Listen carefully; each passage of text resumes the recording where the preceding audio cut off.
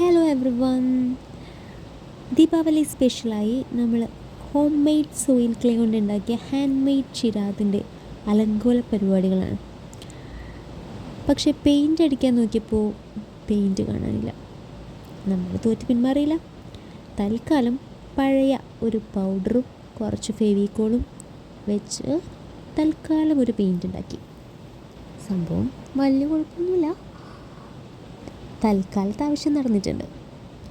സംഭവം ചിരാത് അത്ര അടിപൊളിയായിട്ടൊന്നും ഇല്ലെങ്കിലും ഇന്നത്തെ ഈ ഒരു ഒക്കേഷന് ഇത് കൊള്ളാം. സംഭവം ഞാൻ ഉണ്ടാക്കിയ മൂന്ന് ഷേപ്പായി പോയെങ്കിലും ഒരു സന്തോഷമൊക്കെ ഉണ്ട്. 14 വർഷത്തെ വനവാസത്തിന് ശേഷം രാവണവധവും കഴിഞ്ഞു വരുന്ന രാമനെ സ്വീകരിക്കാൻ അയോധ്യ മുഴുവൻ പ്രകാശപൂരിതമായെന്നാണ് പറയുന്നത്.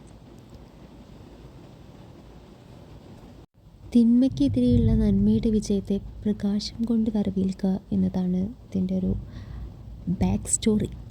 എന്തായാലും എല്ലാവരുടെ ജീവിതത്തിലും എന്നും ഇതുപോലെ പ്രകാശം നിറഞ്ഞു നിൽക്കട്ടെ. എന്നും എല്ലാ കാലത്തും അടിപൊളിയായിരിക്കട്ടെ. എല്ലാവർക്കും ഹാപ്പി ദിവാലി.